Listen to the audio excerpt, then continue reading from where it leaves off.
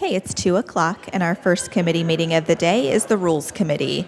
Those committee members are McKittrick, Fusco, Amobian, Connor, and Davis. We do have a quorum. Councilwoman Davis is absent today. Councilwoman Amobian is joining us online. So whenever you're ready, Mr. Chair. Thank you, Clerk Viviano. I'd like to call the Rules Committee to order. We have previous minutes to approve. I get a motion. Motion to approve. Second. I have a motion and a second. All in favor, aye? Aye. Any opposed? Okay, we don't have anything on our agenda coming in today, but we are going to have a presentation today reference the new city logo search. And who will be presenting? All right, Stephanie Marsh, the mic is yours. All right, thank you, Chair, members of committee, members of council. We are excited to be here with you today to talk a little bit more about the process to design a new City of Akron logo. I think most of you know me, but I am Stephanie Marsh, Director of Communications for the City of Akron. And I have several members back here with me from the subcommittee who I will be introducing you to momentarily. But before we get into that, we have a short video I wanted to show. This was put together by Tyron Hoyston, who is part of our subcommittee. So, Sarah, if you want to play that. Mm-hmm.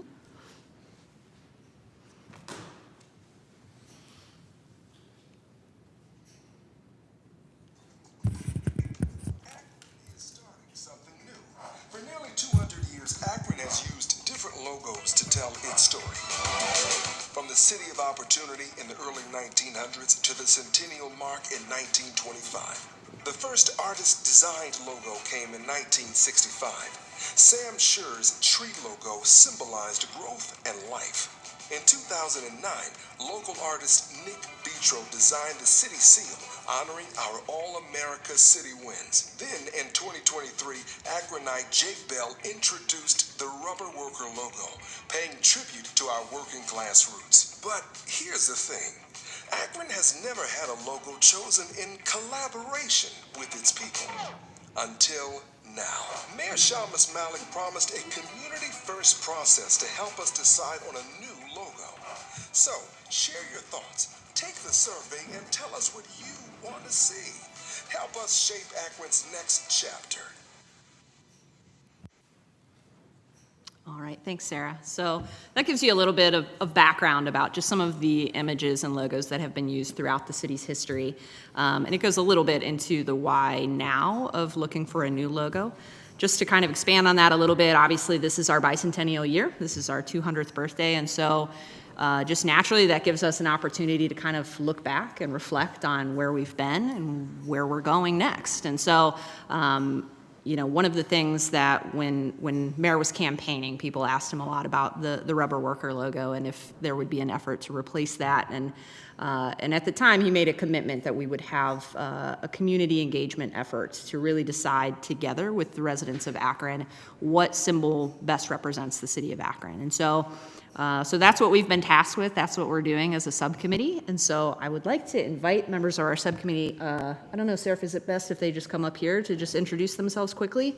If we could do that. So if everyone could just hop up, say your name and maybe what organization you work with. Sure. This is very exciting. Nicole Mullet. I serve as Executive Director of Arts Now, which is the local arts and culture agency for Summit County. Executive Director of Akron 200.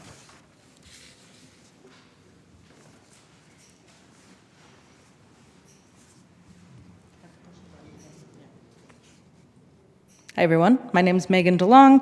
I work for the University of Akron and I'm on the Public Art Commission and a proud Middlebury resident.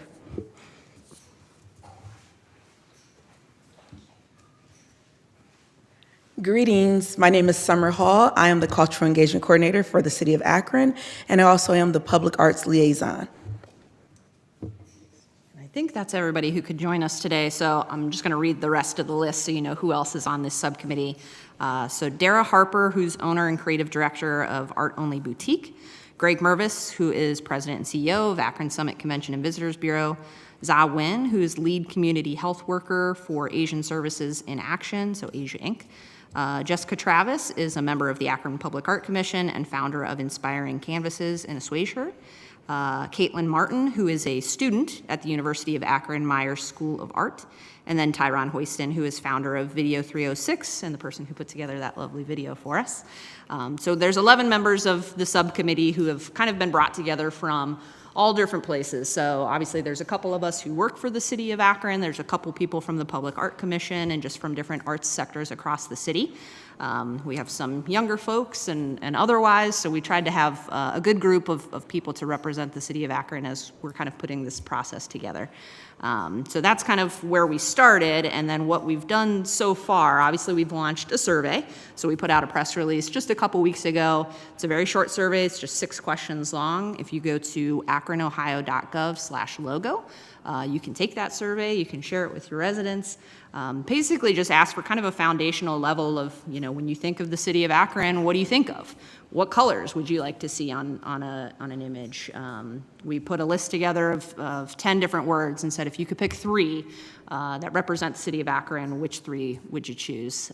So there's just a few things in there asking for what themes or ideas you'd like to see, anything else that we should know as we're kind of starting this process and putting these things together. So we kind of started with that, and you can get that. It's online in English, Spanish, and Arabic. It's also been translated into Nepali, Karen, Pashto, Dari, and Swahili. And that's also available online. You can see the hard copies there so that people can fill that out. And we've been working with ZA specifically, who works really closely with Asia Inc., obviously, an international institute, to make sure that that gets out into the community so that people can give us their input and their feedback as we're working through this process. So we're very much at the beginning here of what this looks like. I think moving forward, we also shared it with APS so that they can blast that out into our student organizations and make sure that they fill out the survey. But we also talked to Don Wilson, who's fine arts coordinator there, to make sure that the art students have an opportunity that they can kind of take a hand at creating a logo if they'd like and to share those end results with us. So that's where we kind of started with youth and with survey to kind of put that out pretty broadly. And now obviously we've been promoting that on social media. At the same time we launched the survey, we also put out a request for proposals, looking for a contractor, either an individual or a firm, to kind of help us do this work. So ultimately, the idea is to kind of bring them on early in the process so that as we're doing this engagement and we're hearing this feedback from folks, that's really guiding their efforts as they're starting to kind of hone in on what that next logo is going to look like. So that is due, I want to say May 29th? May 19th. Proposals are due by May 19th. You can ask me questions at smarsh@akronohio.gov if anybody's interested. That is also available on the website, so you can find all the details for that request on there. And then for just some upcoming things, on April 29th, the Akron Black Artists Guild, Arts Now, and Summit Art Space are co-hosting a virtual forum to discuss the RFP. So we'll have some members of our subcommittee on hand to just kind of talk about what that request is, what we're looking for, and then answer any questions. So throughout the summer, spring and summer, we'll be tabling at various events. So you'll see us at Lock 3 events, at bicentennial events, things like Kenmore First Friday and opportunities like that. And we'd really love to be able to come to your ward meetings as well. So if we could chat with you to be able to come and chat with your constituents about what they'd like to see and to get their feedback and input, that would be fantastic. And so, hopefully we can get that on the schedule. And I think I did see a member of our committee come in a little late. Do you want to come up and just introduce yourself so they can meet you too? We just did quick introductions of name and where you work, what you do, that sort of thing. Hello, everyone. My name is Dara Harper. I am the president and co-founder of the Akron Black Artists Guild. I'm also a business owner with Art Only Boutique here in Akron, Ohio. Thank you. So I think that about covers it from our end. So I just wanted to give you guys an opportunity. If you have any questions, we'll be happy to answer. Thank you very much. Linda Mobian, do I see your hand up? I didn't have it up, but I would like to say something. Is that something else that's on the screen there, Sarah? I think it might be our IT department's screen that we're seeing. I think that's where her mouse might be. Yeah. Oh, Thank you. I'm sorry. Sorry about that, Brad, but if you want me to, I can go. Go right ahead. Okay, thank you very much. Um, You'll be surprised, everybody, because I surprised myself. I went to the website and I've already done the survey. So I was excited about that. So I think this is an exciting time, 200 years, and with all the exciting things that are happening, and with all the various logos we've had, if we could pull something together that reflects everything about Akron. And I don't know how you're going to do that, but as much as possible, because, we just got another national recognition that we're probably the most affordable city to live in Midwestern Ohio, Midwestern region. And and as we talk about being a welcoming city and having all this diversity and all these service industries and all these different things that we're doing in the city of Akron, it'd be great to try to pull all that together somehow. So I'm looking forward to it. I know you're going to unveil it in December. I think that's right, Mr. Greer, at the culmination of the bicentennial. So I'm looking forward to it. But I've already done the survey, and thank you very much. Thank you, Councilwoman. Any other committee members? Mr. Hanna, no. Any other committee members first? Okay, Mr. Hanna, go right ahead, sir. Thank you, Mr. Chair. Thank you for that presentation. My question is, what is the purpose of the change? From when I was a little kid, I used to wake up and smell rubber every day. So my thing is that logo with the work on the rubber worker, that was right in step with me, because that's all I remember. Akron used to be the rubber capital of the world. And so with that logo, and that logo isn't 10 years old, is it? It's not, it hasn't been there 10 years. I haven't taken the survey either, but I will. And what would be the cost of the new logo? Because you're going to have to change everything in the city with that logo on it. Yeah, so great questions. So first I'll talk about the rubber worker logo. So that was created in 2023, so it's barely 2 years old. And ultimately, when we had first put that together, it was essentially for branding purposes. We were doing the website at the same time. If you remember the old website, it was pretty slow, it was pretty outdated. So we needed to create a new website and realized at the time we didn't really have branding guidelines for the city of Akron. We didn't really have a strong brand at all. And so we decided if we're going to do the website, we need to have a brand that kind of goes with it. And so that's where the rubber worker logo came from. At the time, there was no budget for it at all, so it was done in-house. There was no community engagement that was done as part of that. And so when we rolled it out, a lot of the feedback that we got was really negative. People felt like it didn't represent them, that it was a little bit too past looking, that they felt like we've not really been the rubber capital for a long time, and there's more to Akron than just rubber. And so that was a lot of the feedback that we got. And so I think Mayor took that to heart too, as he was seeing that feedback, and ultimately felt like the time to do this would be the bicentennial, when everyone's kind of working together on looking at the past, but also looking forward and trying to decide what symbol really represents Akron, both now, but into the future, and not so much about the past. It's interesting that you bring that up. I've been looking through some of the feedback we've already gotten, and certainly there's a mixed reaction of people who feel very strongly about that rubber connection and tires, and including tires, and there's an equally strong reaction from folks saying we aren't the rubber capital anymore, and we need to look forward to what is that identity that we can most align with. So again, I would encourage everybody to fill that survey out, because that will really make a difference moving forward as we're kind of putting this together. Is it something that represents some of that tire legacy or not? And so that'll be a big part of it. Your other question was about cost. So the RFP, there is a kind of a limit on that up to $50,000. So we're asking for proposals that do not exceed that amount. And that will be for the creation of the logo and for their work. And then we have a very small budget of like $5,000 separately that will kind of help with the implementation.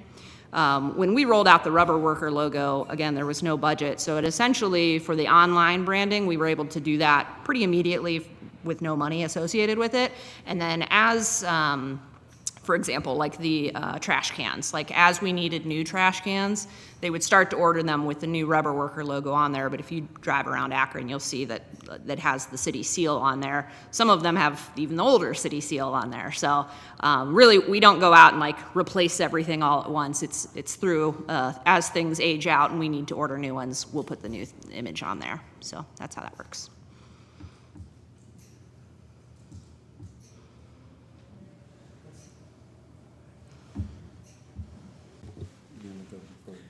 No, go ahead. Ask somebody else to go. I can wait. Councilman Kamer. Thank you, Mr. Chair. I appreciate the opportunity.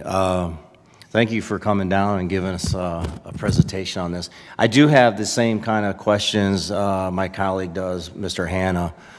So I just want to go on record saying that it would be nice to get more information in regards to the cost with everything that might change with letterhead, trucks, trash cans, everything. I understand it could be a process that's taken a few years, but that's one of my concerns. Not saying I don't support this initiative, but obviously, as a ward council person, and we're always looking for extra things for each of our wards and everything, and so this is, one of my concerns, obviously, with the cost, and not saying it's a good initiative, but we just have a new logo 2 years ago, and it looked like the last one was, 1992, if I saw that correctly?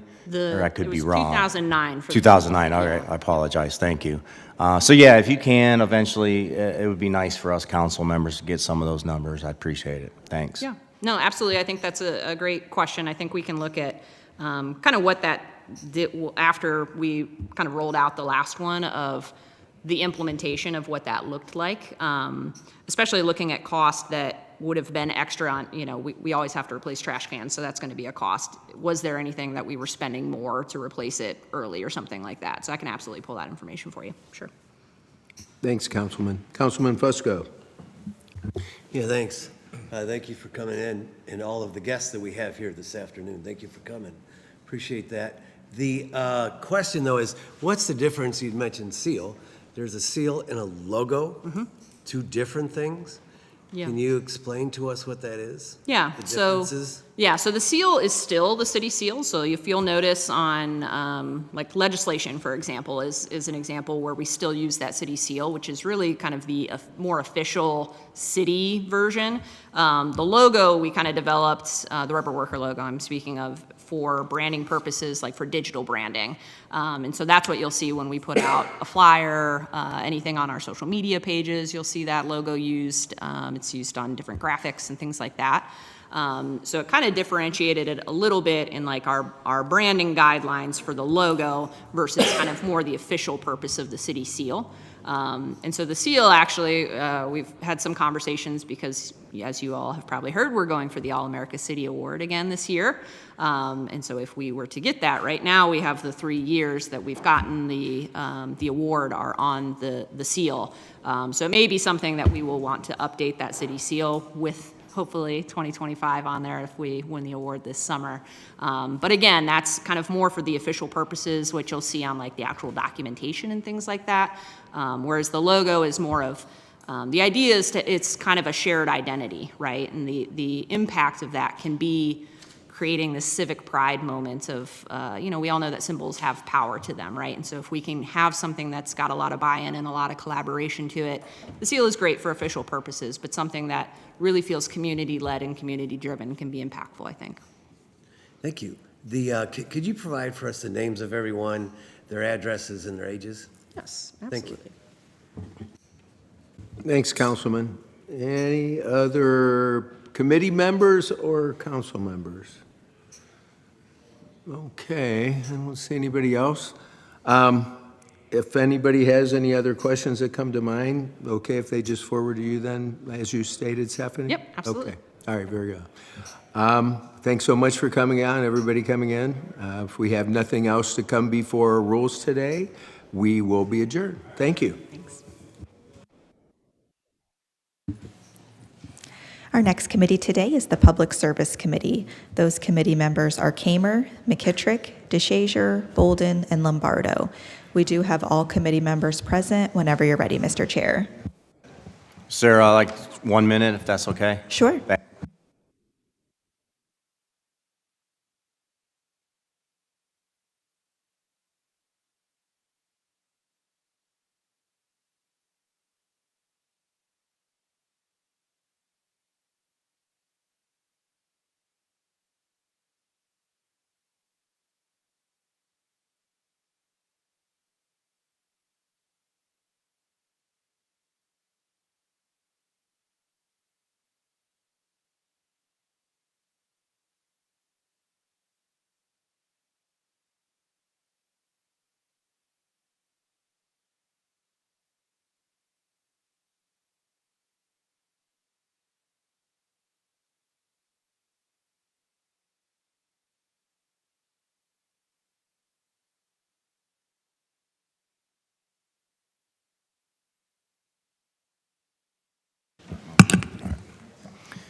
All right, I'd like to call the public service meeting to order, please. All members are present, and we did have a meeting last week. If I could get approval of those minutes, please. So move. Second. All in favor of the minutes, say aye. Aye. Anybody opposed? All right, thank you, everyone. We do have a few pieces in front of us today, and our first piece is authorizing the removal of destination as a through street for portions of East Archwood Avenue from 178 feet east of its western termini with South Main Street to its intersection with Burkhart Avenue, its intersection with Coventry Street to its intersection with Ada Street, its intersection with Inman Street to 138 feet west of its intersection with South Arlington Street, and from 156 feet east of its intersection with South Arlington Street to its intersection with Kelly Avenue, and declare an emergency. And we have our Service Director, Chris Luttle, with us. Chris. Thank you, Mr. Chairman, members of committee. This is very similar to what we did probably last month with Diagonal, with our emphasis on traffic calming and making our transitways safer. The portions of East Archwood, as you mentioned, from South Main all the way to Kelly, consists of a mix of residential, 3 business districts, and there's portions of this that goes from 25 to 35 miles an hour, back to 25, and then back to 35. With passage of this legislation, it will allow us to designate this as not a through street, and the whole entire corridor will be 25 miles an hour. So this is required, ODOT requires this for us to pass this legislation with the traffic engineering analysis. So this is our recommendation, or their recommendation, to designate that this is not a through street.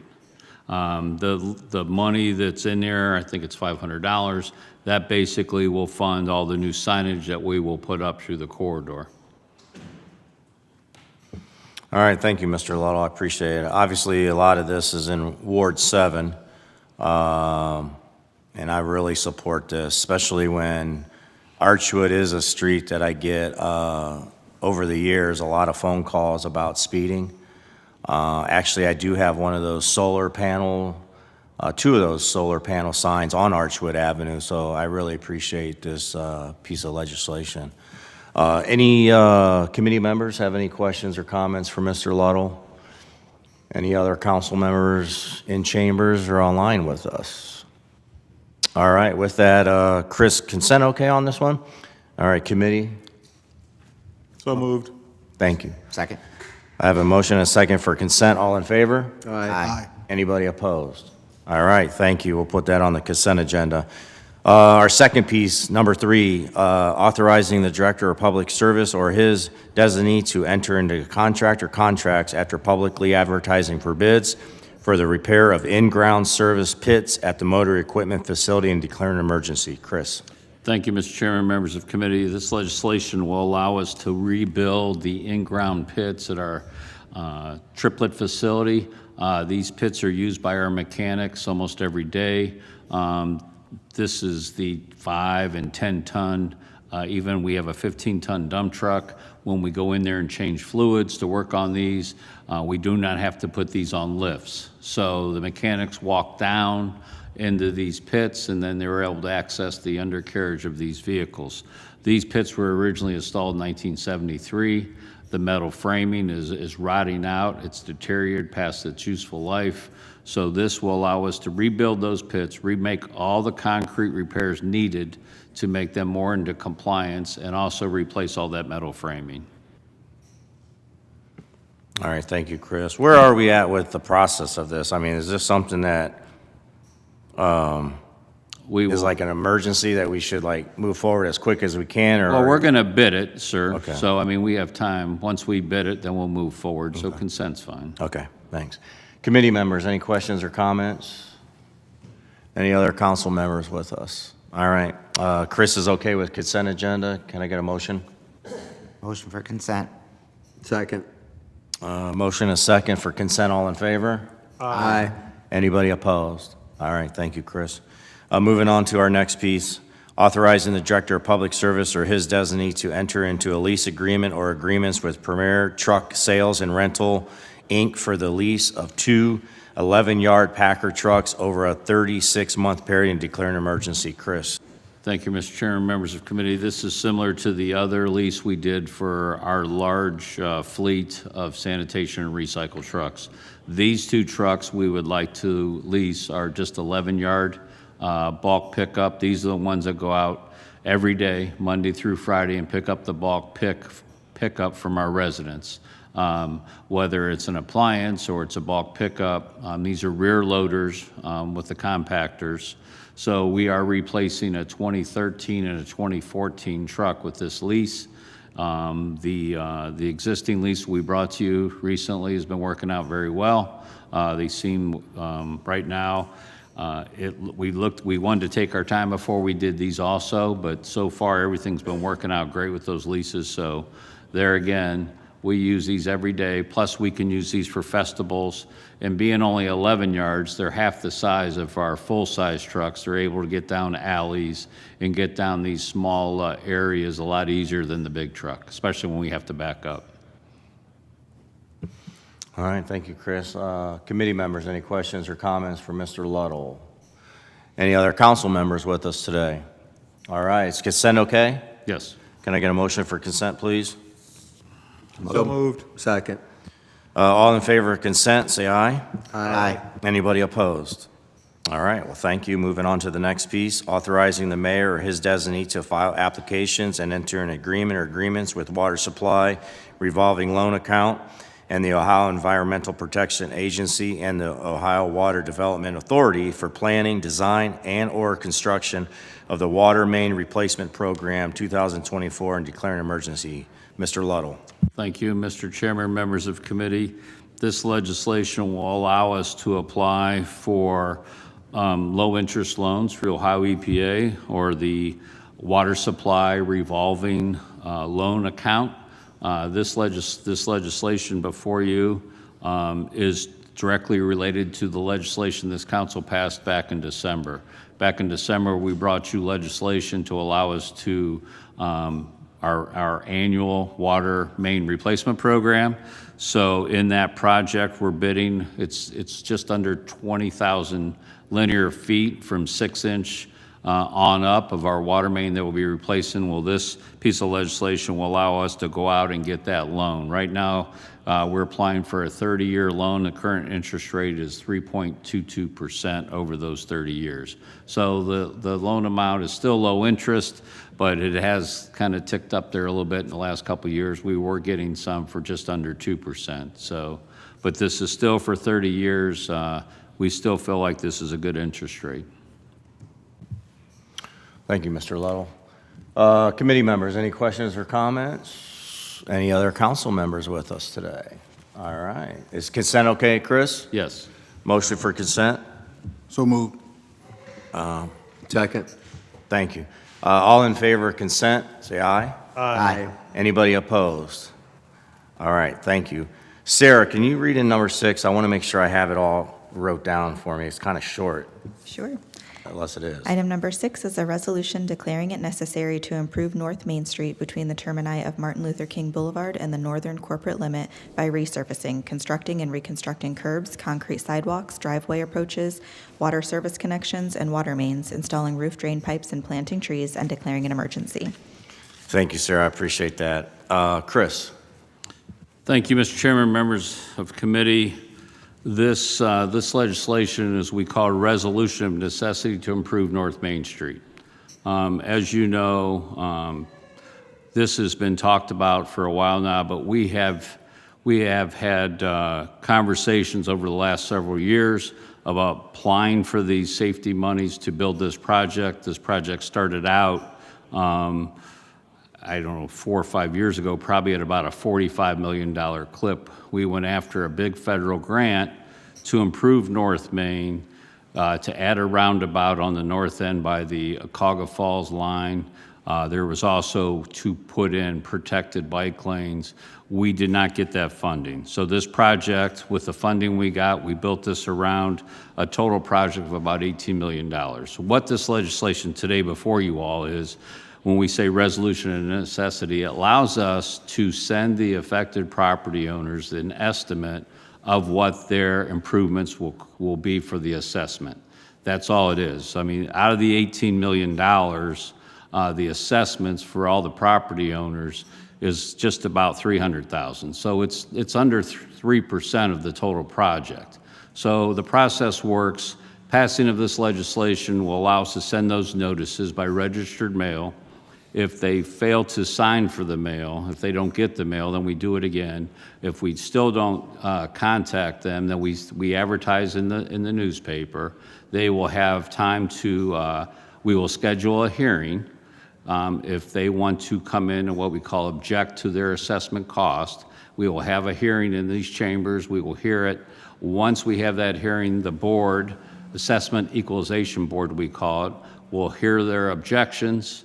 Sometimes it's a miscommunication. Sometimes we can talk to them before they ever come and explain it to them. So some people don't come. That probably happens a lot in our regular resurfacing, because if you're on Homestead, as you know, and you're sent a legislation, you shouldn't be sent one, but if you were and you show your own homestead, then you don't pay for the resurfacing portion.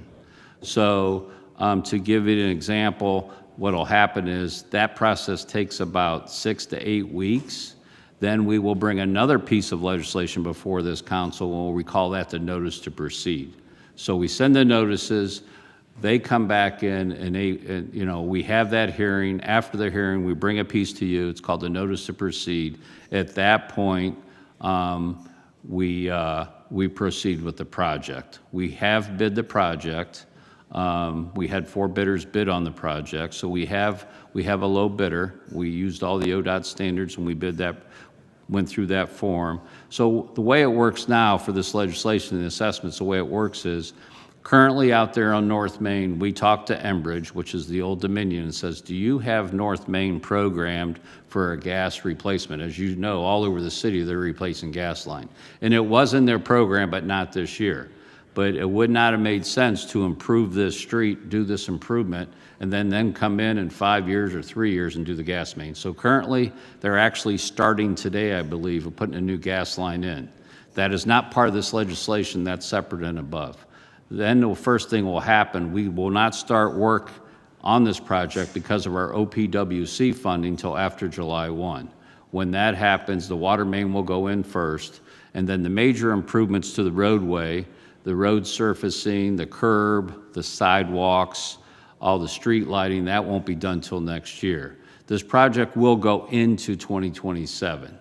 After the project is completed and we close out the project, there is another year that there's called the warranty period. So the warranty period will expire sometime in 2028. After 2028, all the affected property owners will be sent another bill, not an estimate. At that point, we'll know we had to replace half your curb or half your sidewalk, we had to replace your drive apron or not, and then they will have 10 years to pay that assessment off. So from 28, if they can pay it in 2020, they get the invoice, we have owners that pay it right away. But if they choose to put it on their taxes, it will be for the next 10 years, so 2028 to 2038. Kyle's here with me. I think we've gone over a lot, that this is basically a safety project. This is one of the highest crash, when AMATS has looked at the length or section of roadway, this is one of the highest, not only in Akron, but we talk about the whole AMATS district, which is all of Summit County, a part of Wayne, part of Portage, and all of Portage and Stark County. So Kyle's going to give you a few numbers on just what the improvements are and why this is needed. And as you know, we have done this in other parts of the city. We did Hilbush years ago. We've done parts of East and West Market Street, parts of Exchange or one lane in each direction. So we really feel like we did Copley Road a few years ago. It's really, it's those sideswipe or crisscrossing accidents that happen throughout this corridor. So if you're in that center lane, you want to turn left across 2 lanes of traffic. People behind them tend to swerve over, and then we have an accident. And we also have heard from our residents when they park on the street, and the parking's going to stay, there'll be a bike lane and there'll be a lane in each direction, and with the turn lane. People, when they park and they go to open that door to get out, especially the driver, obviously, the passengers on the curbside, those cars are flying right beside them. Now there'll be a bike lane that gives them a little buffer that gives them a safe passage to be able to exit their car. But go ahead, Kyle, with some of the... Thanks a lot, and thanks, members of council. Appreciate it. Yeah, as Chris mentioned, this is the most dangerous street in terms of crash frequency in the city, and the 4th in AMATS's territory. And so we have an obligation to address that. And so this project does that. We've done the traffic studies, or EDG has on our behalf, the safety studies. And we know that there's anywhere between 9,500 and 10,500 cars a day on North Main Street. The guidelines that are provided by the Federal Department of Transportation and the State Department of Transportation suggest that if you have a street with that high crash incidents, and it's less than 20,000 cars a day, then the prescribed fix is exactly what we're doing on North Main Street, to conduct a road diet, to go from 2 lanes in each direction to 1 lane in each direction with a center turn. And so, we're right around 50% of the max capacity for this treatment. So there's slack in the roadway to handle the level of traffic that's in there, and also to accommodate future growth in cars. And with that treatment, the prediction there is anywhere from a 20 to 45% reduction in crashes overall, and a significant, much higher reduction in those serious crashes that result from taking left turns across 2 lanes of traffic, or that come from being rear-ended. And so, and that's exactly what we've seen when we've done this in other streets in Akron. The one that comes up as the point of contention the most is Talmadge, right? And we know that there are issues there with traffic, as we have 3 schools on there, and when they're letting out and then the evening commute home starts, right, it does get backed up some, but we have a much safer environment. We've seen a 42% reduction in crashes on that, and a near total elimination of serious crashes on that street. So the trade there has been a few minutes of time going home versus a much more likelihood that you're going to get home, because we've eliminated the crashes. So, we expect in the traffic manuals and the Institute of Transportation Engineers and the DOT and ODOT and AARP all suggest that this is the appropriate treatment for a street of this type with a high incidence of crashes. And so that's the treatment that we're pursuing here, and it will make it a safer street and take it off our high crash network. All right, thank you both. I appreciate it.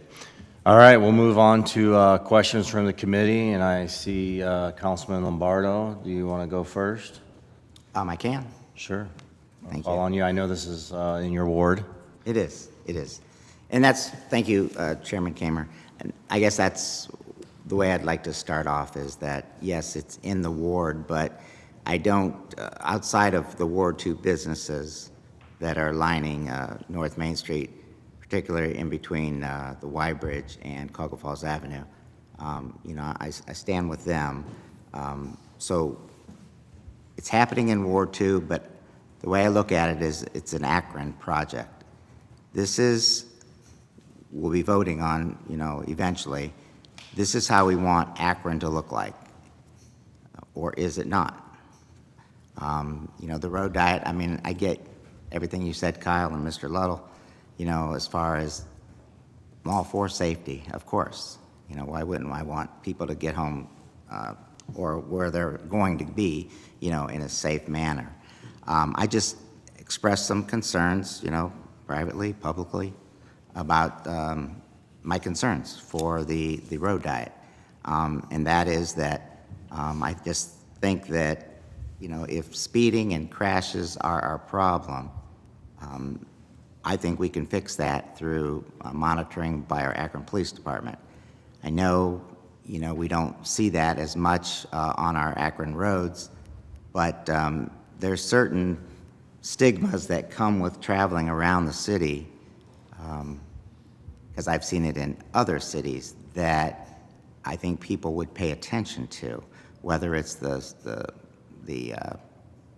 speed bumps, no, not speed bumps, what do they call speed tables, yes. Whether it's the speed tables, trailers, or an actual police officer sitting there to monitor the traffic, I think that will get into people's heads as far as that we need to slow down on this particular street.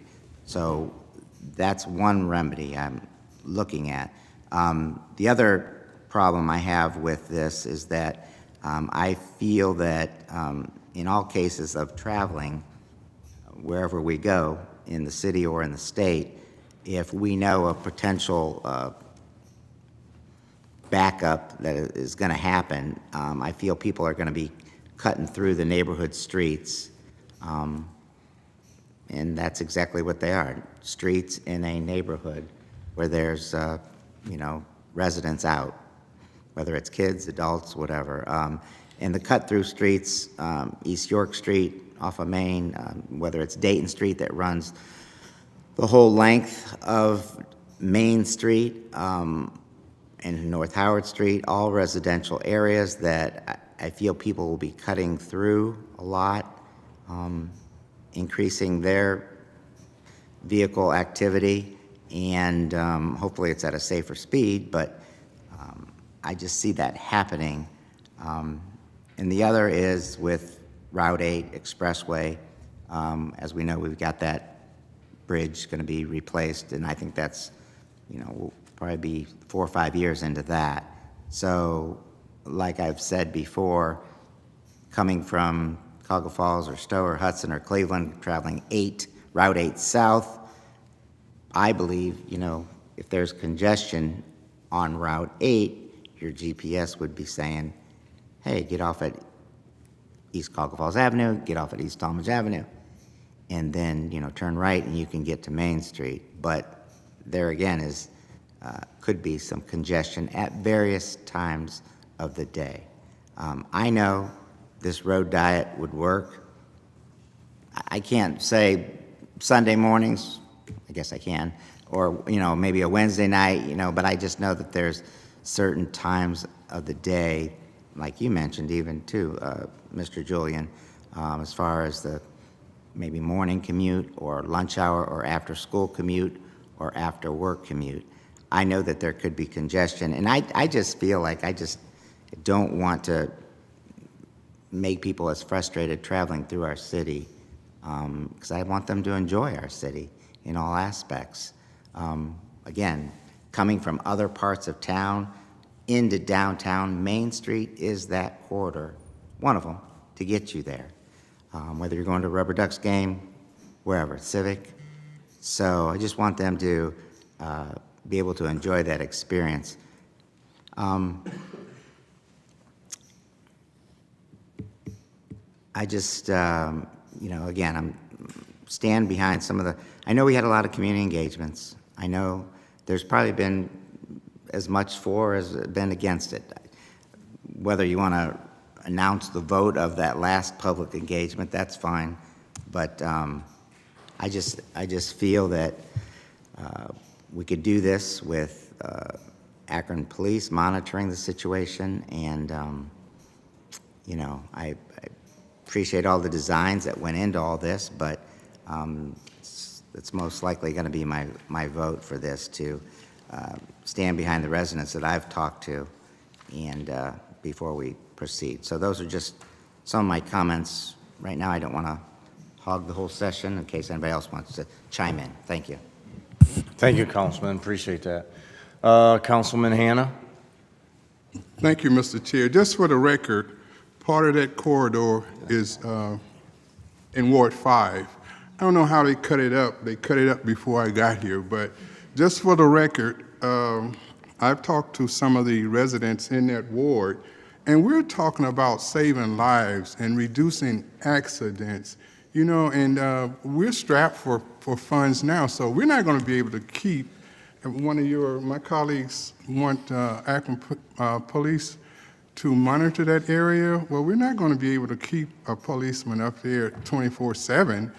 And what we're talking about here, number one, is beautification up on North Hill. Also, saving lives. That's my issue right there. Thank you. Thank you, Councilman. Any other comments? I see Councilwoman Connor.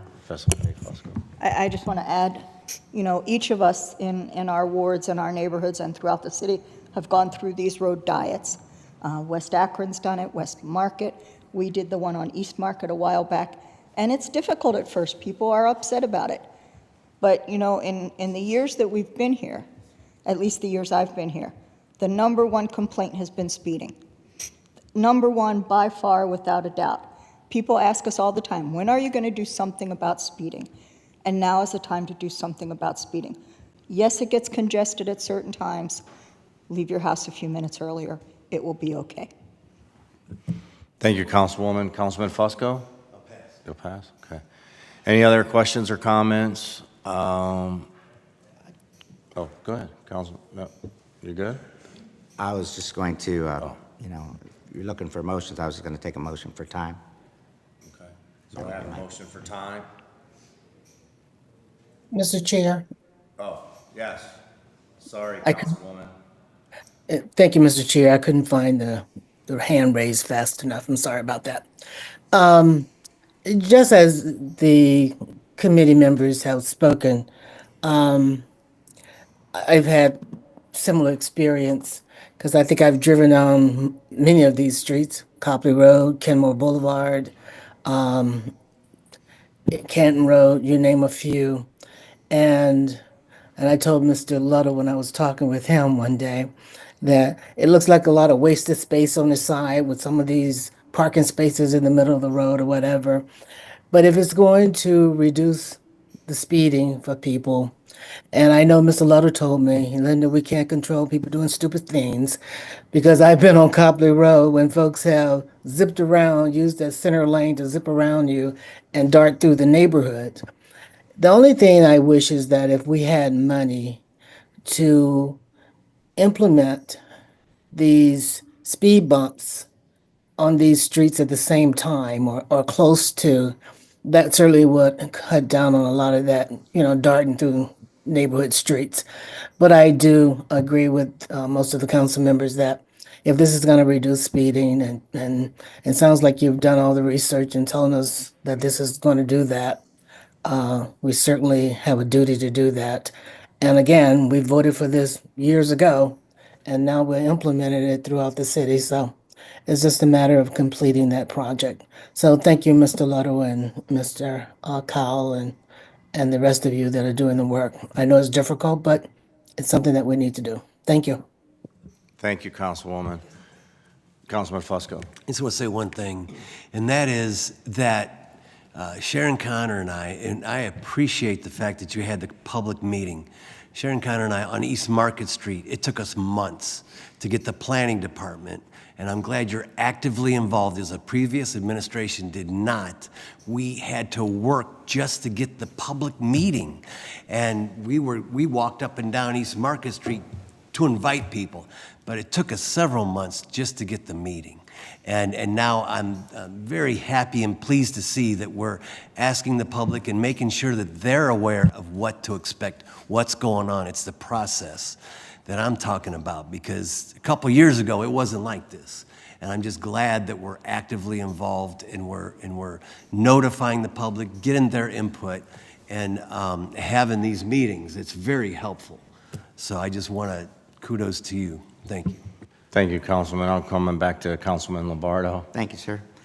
So yeah, we did have public engagement, both, my ward meeting in February of 2024 and also February of 2025. It was a very lively discussion on this.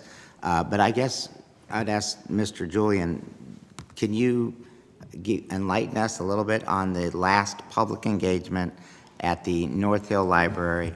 Can you enlighten us as far as the feedback there? Because I didn't, not that this was a tell-all vote, but people did, and I appreciate there was a clipboard there for their comments and, yes, no, and why. You like it?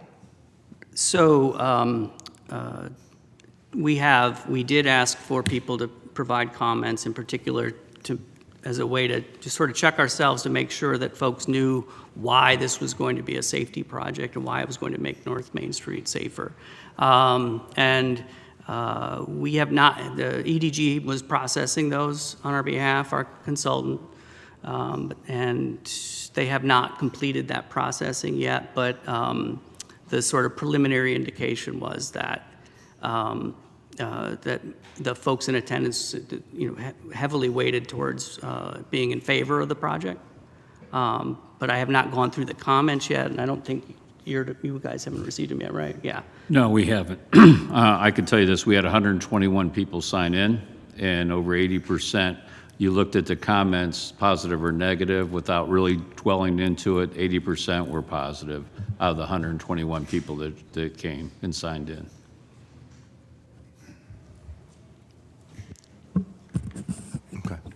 Thanks.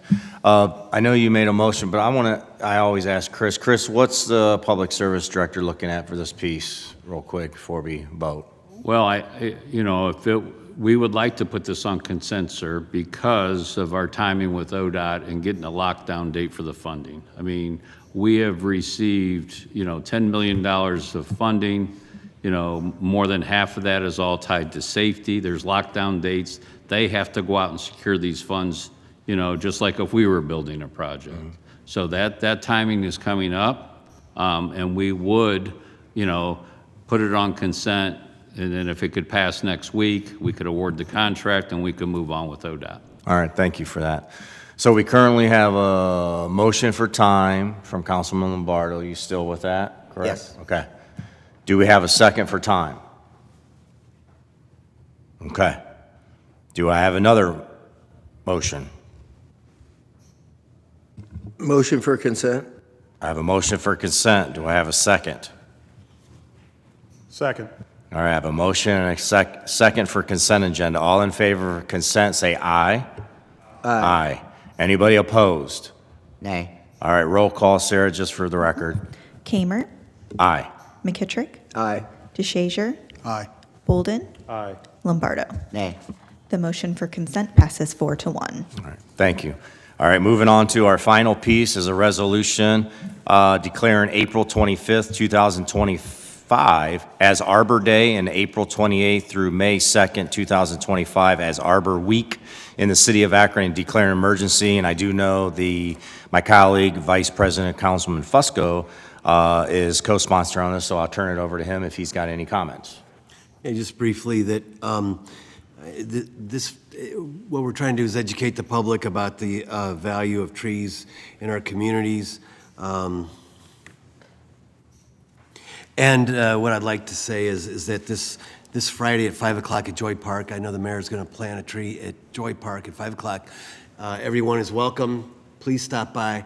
But the sentiment, I think, of the Tree Commission was why restrict ourselves to just 1 week? One day, because Arbor Day is an Arbor Day. And we thought, let's try to extend this a bit more, and that's what we're doing here in Akron. And so we are hoping this is going to perhaps gain a little bit of steam, and we'll be able to do this more every year in different areas of the city. I know Jackie Raccuti, who's one of our new members of the Tree Commission, worked very hard with Matt Knoll. Yep. And the Akron Public Schools. We're going to have 5 plantings next week, I believe it is, at 5 different schools. And Jackie will be reaching out to those council members and everyone to let them know when these are going to occur next week. And so just encourage folks to get out and support these events, and hoping that we could pass this week. This is also just a little note. In terms of being recognized as a tree city, we have to pass a resolution every year, I should say, recognizing Arbor Day. So that's why we bring this in every year. Thank you. Thank you, Councilman. Committee members, do you have anything to add, Chris? I just thank Councilman Fusco and the whole Tree Commission. I mean, obviously, this legislation will allow us to bring recognition to the importance of our urban canopy.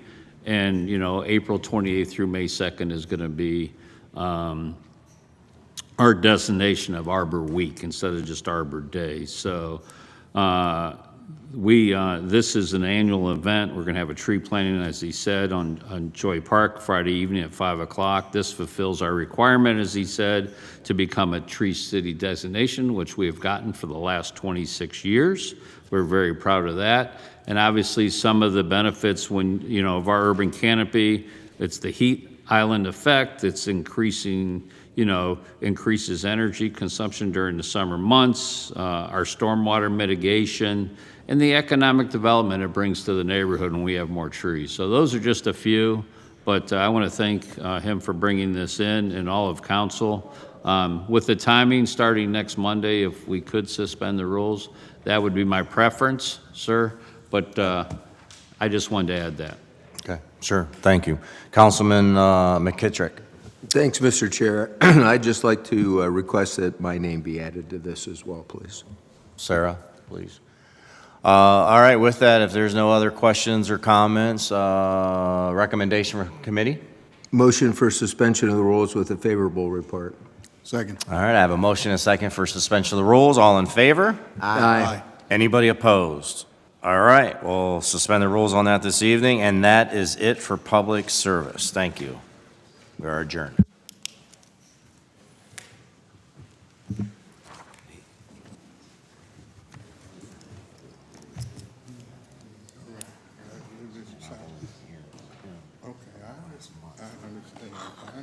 I thought the Light Bridge all the way to Tiger Falls Bridge was all the way too, but I forgot your words like that. So.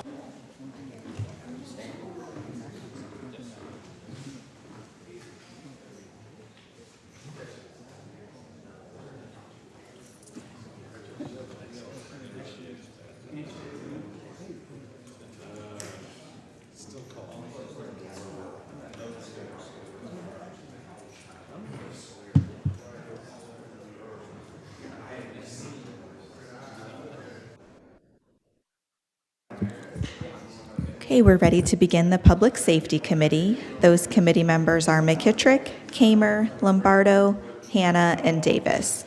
We have all committee members present except for Councilwoman Davis. Whenever you're ready, Mr. Chair. Thank you, Clerk Biviano. I'd like to call the Public Safety Committee to order. We have previous minutes to approve. If I could get a motion. Motion to approve. You have a second? Second. We have a motion and a second. All in favor, aye? Aye. Any opposed? All right, we have one piece coming before us today on the new agenda. is an ordinance authorizing the mayor as designee to enter into an agreement or agreements with the city of Dayton, Ohio for mutual aid and declaring an emergency. Chief McCosey. Good afternoon, Mr. Chair, members of the committee. We're here today to ask for your approval to enter into a mutual aid agreement with the city of Dayton. The city of Dayton contacted us a couple of months ago to request mutual aid as part of their preparations for an upcoming NATO meeting that they're having in Dayton, and asked for us to send some officers to assist with crowd control and with bicycle response. So in order for us to do that, of course, we need approval to do so. In this case, we set this to pay for our officers' salaries and the trip down, gas and whatnot. Once they get down there, the room and board is covered, and there may be, although we don't know yet, there may be reimbursement afterwards through the state if there's funding available. So, and I'll be happy to answer questions. Thanks, Chief. So this is similar to other situations like this that's happened over a period of time in different cities throughout the state and not even just in this. Yes, sir. We've entered into similar agreements with Cleveland to help them out when the national convention came. We also went to Milwaukee to provide officers to help out with that event. So this is not different from that. It's very much the same operation. Reimbursement is just unknown at this point, but the only costs we will have are the officer salaries. Okay, Chief, thank you. Councilman Lombardo. Thank you, Mr. Chair. Sorry. That's the football coach. I know, you look like him.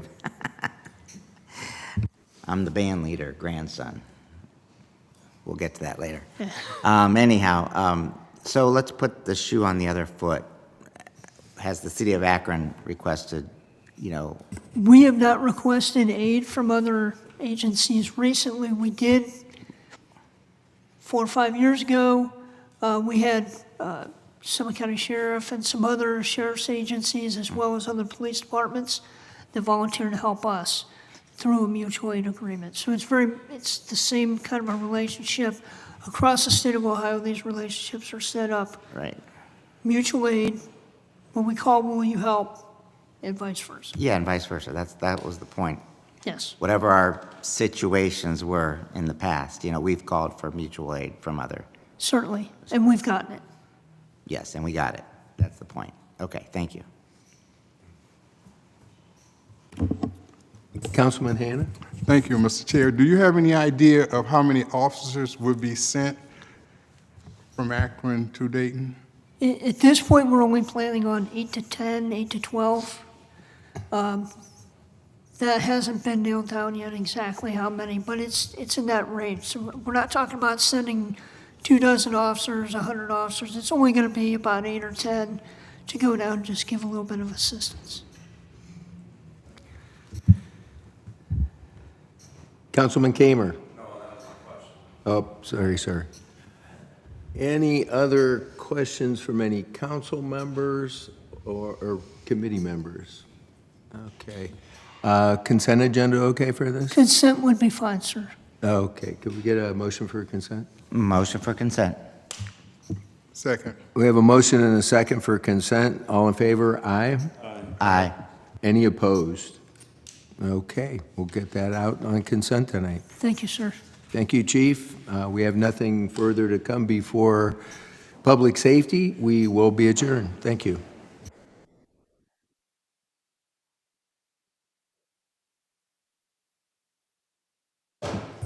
We'll begin the Budget and Finance Committee in just a few minutes. Thank you.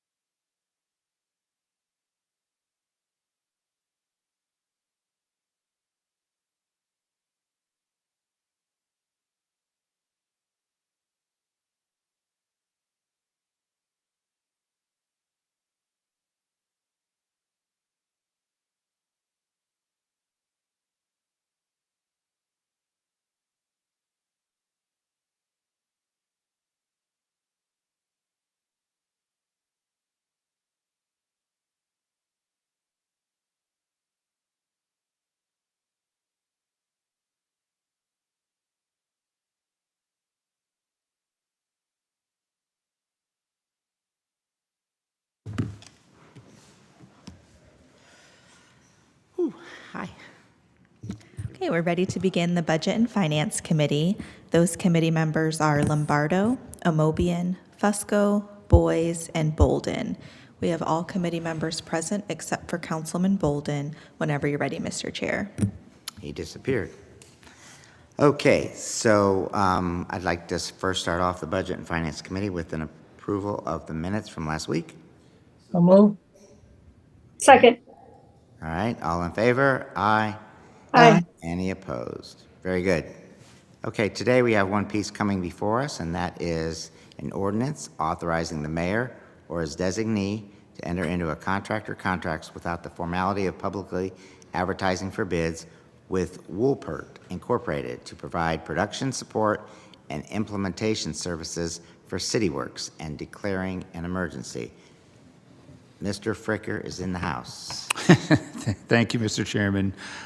So this is the production support for our CityWorks application, which is our work order management system that's used by many different divisions within our service department and the Department of Neighborhoods for tracking like 311 calls and work orders that we have for utilities, for public works, anything with 311. So we have the CityWorks application, which requires annual support. We actually put this support contract out for RFP this year and decided to go with this company called Woolpert.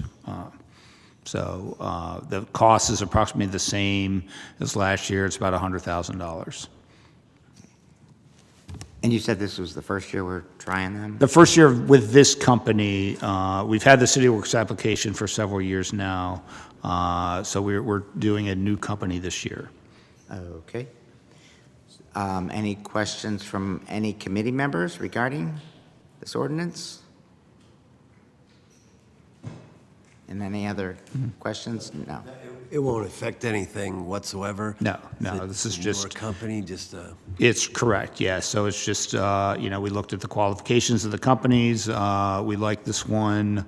As I said, we did an RFP process. So this is not only for like troubleshooting with the software, but we have been expanding the use of the software out to different departments each year. So as we take on new functionality with the software, we need implementation services with this company, and they perform that for us. So we have a vision for expanding what we currently do? We are always adding additional functionality for the software. So I think it started basically within the 311 department. We've expanded it to several different divisions within service, also public utilities. Darren's here as well. He could probably expand upon, we've rolled it out now and it's being used widely within, mostly within service and neighborhoods. Yeah, so just to be clear, the 100,000 is a 3-year contract. So it's not 100,000 per year, it's 3 years at roughly 31 to 35,000 each year. It escalates over the course of the 3 years for the maintenance and support. So CityWorks supports all of service department, neighborhood assistance, parts of engineering bureau, and 311 services. And as far as expansion goes, was your question. So as recently, the large expansion was e-plan review for plans and permits.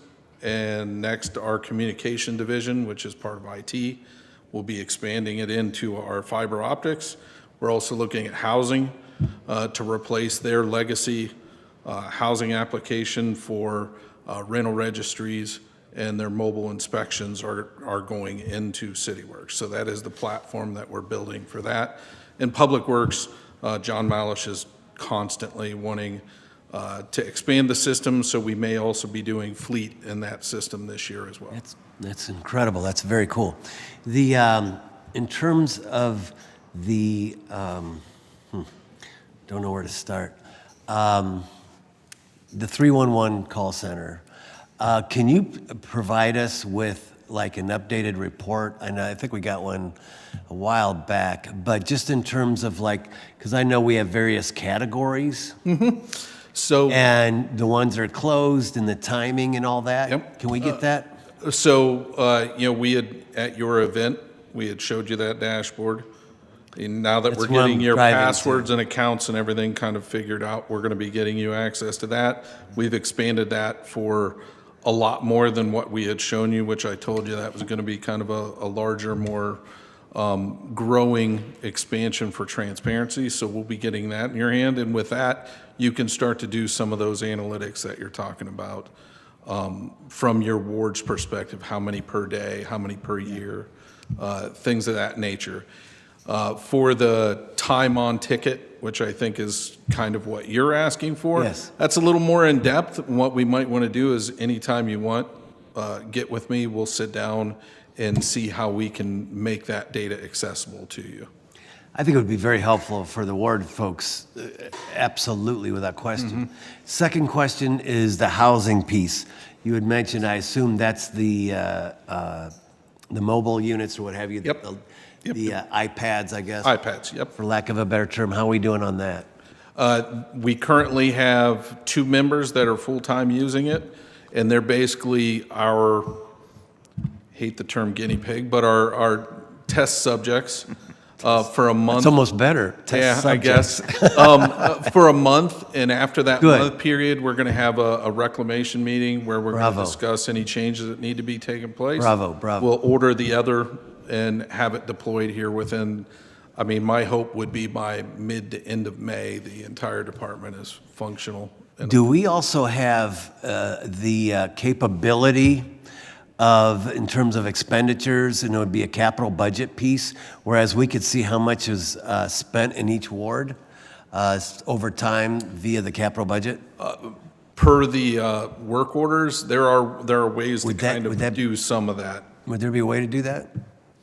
There would be a way probably to do some of it, Yes. depending on the nature of the expense and whether it's concentrated to, a particular location or if it's more of a citywide thing. Yeah. I know we had that discussion when we had the ARPA, and I think we said that basically, some of that lends itself to, assigning a specific ward to it, some of it does not. So Yeah, to the extent that it does, I think we can certainly do I think it could answer some questions perhaps that some people may have in reference to expenditures on a per ward basis. And it would be good to get that glance, say, for the last 3-5 years, what have you, to see where those expenditures have been made in each ward over time. Okay. And it is. It's I get it's peaks and valleys, and there's so many different things that play into it. But I think it might clear. I mean, I think one of the things that, if you take our whole capital budget, and look at it, and it's so skewed towards, our investments in our public utilities, in water and sewer, that I think it's, it's not going to come out, nice and even across all the wards just because it's so, there's a couple areas that really drive a lot of the spending. And on that basis there, I'm thinking parks and recreation, I'm thinking housing, I'm thinking, which is hard to track, I get, because some of the CDBG funds goes to the nonprofits, which are probably spent in 3 or 4 areas, and that's about it. Right. But also the resurfacing, et cetera, things like that, and economic development as well. Those 4 areas alone, I think, would give us a good picture of where those funds are going, and I think that would be good for all of us to have. So, okay, whatever is part of this, just something to talk about down the road. Thank you. Thank you, Darren. So you were talking about what you showed us at our retreat. Yeah, that was good. Okay. All right. I don't have any other questions. No other questions from. Okay? Yes. Yeah, that's what I was going to ask. Consent. All right. Can I have a motion for consent? So moved. So moved. Second. Second. All in favor? Aye. Any opposed? Consent agenda it is. Thank you, sir. Thank you. All right. No other business. This meeting is adjourned. Thank you. That is our final committee meeting of the day. Council will meet in regular session at 6:30. Thank you.